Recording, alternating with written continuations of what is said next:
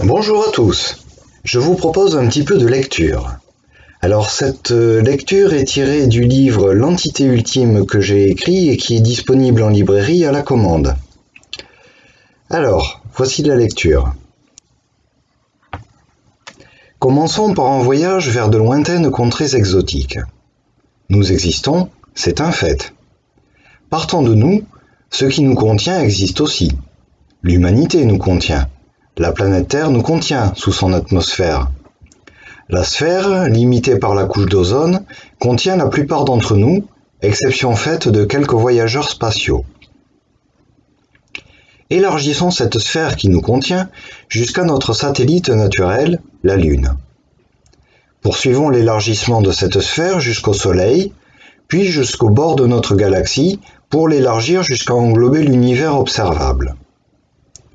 Nous voyons des myriades de galaxies. Nous sommes toujours dans le connu, et la sphère définie par l'univers observable centré sur la position de notre chère planète Terre existe toujours et nous contient tous. Maintenant, nous allons entrer dans le mystère, là où l'hypothèse course la théorie. Élargissons la sphère qui nous contient jusqu'à englober tous les nombres. L'infini est à nos portes. Si notre univers a une limite, nous l'avons dépassé. Encore un effort, nous y sommes presque. On élargit encore, jusqu'au bout, jusqu'à ce que la sphère n'ait plus d'extérieur dans lequel elle pourrait s'étendre. Nous y sommes. L'entité ultime est autour de nous, dépourvue d'extérieur, et contenant tout ce qui existe, nous contenant tous, ainsi que tous les nombres. Dieu que c'est grand, immense. Nous sommes si petits, si infimes face à l'infini. L'entité ultime est donc cette grande sphère infinie qui nous contient tous et qui contient tous les nombres. On peut définir cette sphère comme étant l'ensemble de tout ce qui existe, même si cette définition est utilisée couramment pour désigner notre univers. Cette définition va nous être utile pour raisonner. Cependant, contrairement aux matérialistes, nous allons considérer aussi l'existence de ce qui est immatériel. L'ensemble de tout ce qui existe, c'est un absolu. C'est une ancre à laquelle peuvent se raccrocher tous les esprits à la dérive dans cette ère de relativisme généralisé, symbolisée par la célèbre expression « tout est relatif », si couramment utilisée. Contrairement aux apparences, tout est relatif n'a rien d'absolu. Appliquée à elle-même, cette affirmation signifie que la phrase « tout est relatif » est relative et que donc tout n'est pas relatif. On peut dès lors en déduire que l'absolu existe. Mais qu'est-ce qui est absolu? La vérité est absolue. La vérité n'est pas une croyance, elle se situe bien au-delà. Elle reste vraie quelles que soient les croyances. Elle supporte très bien le déni, contrairement au mensonge. Par exemple, 2 plus 2 égale 4 est une vérité. 2 plus 2 égale 4 a toujours été vrai et le sera toujours. 2 plus 2 égale 4, c'est une opération sur des entiers. Les entiers sont éternels. Les hommes ne les ont pas inventés, contrairement aux chiffres. Ils les ont seulement découverts. L'addition aussi existe depuis toujours. La nature faisait des additions avant que l'homme n'apparaisse. L'homme a seulement découvert l'addition, il ne l'a pas inventée. 2 plus 2 égale 4 est une vérité, cette affirmation est intemporelle, c'est un absolu. L'existence de l'ensemble de tout ce qui existe est aussi une vérité, un absolu. L'ensemble de tout ce qui existe nous contient tous. Cela valide donc son existence puisque nous existons. Comme cet ensemble contient tous les nombres, il est éternel et infini. L'ensemble de tout ce qui existe est immense.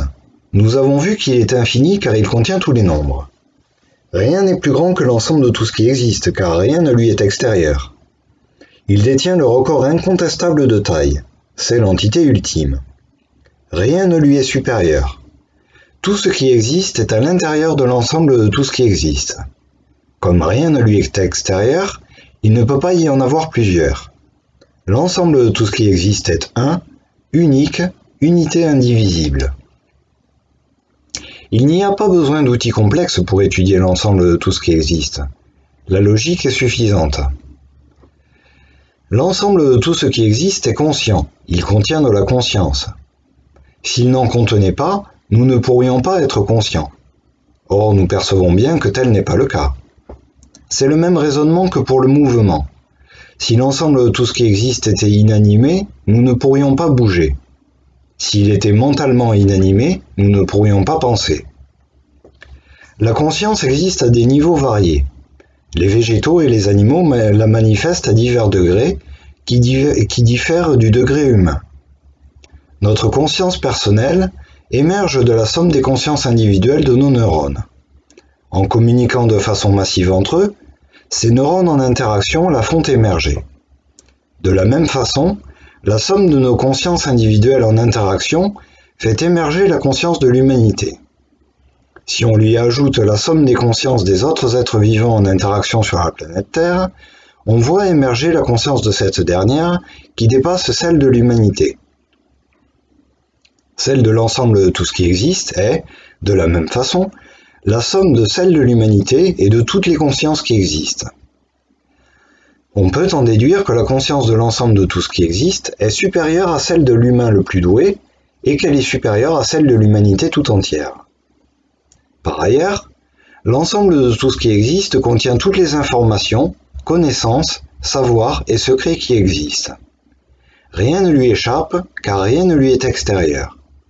Comme il contient toutes les informations, l'ensemble de tout ce qui existe est omniscient. Il sait tout, aucun secret ne lui échappe. Si on lui fait confiance pour nous guider dans la vie grâce à son omniscience, il nous permet de savoir ce qu'il nous faut en temps réel. Abordons maintenant le domaine du pouvoir. Nous avons tous du pouvoir, nous pouvons agir et influencer notre environnement. Nous disposons tous d'un certain nombre de pouvoirs. Or, l'ensemble de tout ce qui existe contient tous les pouvoirs. Il est donc omnipotent.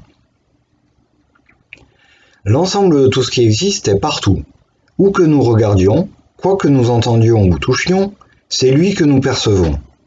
Il est à la fois à l'intérieur de nous et à l'extérieur de nous.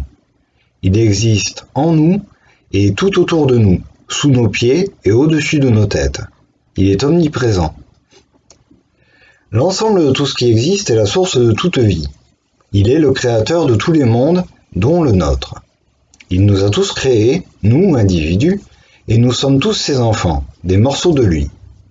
Il dispose d'un temps infini pour faire les choses, et comme il n'a pas d'autorité au-dessus de lui, il est libre. Il n'a pas besoin que l'on croie en lui pour exister. Il fait les choses par plaisir, et c'est pourquoi l'univers baigne dans un flot infini d'amour. L'ensemble de tout ce qui existe est une définition qui désigne une entité bien particulière, laquelle peut accepter n'importe quel nom ou prénom.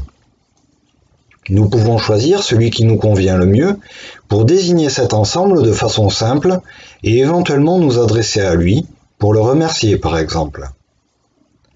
Certaines croyances voient cette entité comme le Dieu unique et l'appellent par différents noms comme Dieu, Allah, le Brahman, l'aigle, le tout ou le cosmos. Alors, qu'est-ce que l'ensemble de tout ce qui existe ? Grâce à ce petit tour d'horizon, nous avons vu que cette entité existe, qu'elle est éternelle, immense, unique, omnisciente, omnipotente et omniprésente. Cette entité ultime n'est soumise à aucune autorité. C'est un absolu, une encre à laquelle nous pouvons nous raccrocher pour explorer l'immensité de l'infini qui nous entoure et nous traverse. Voilà, c'est la fin de la lecture. Si vous avez aimé cette vidéo, vous pouvez liker, partager, vous abonner et laisser des commentaires. Je vous dis à la prochaine. Ciao ciao.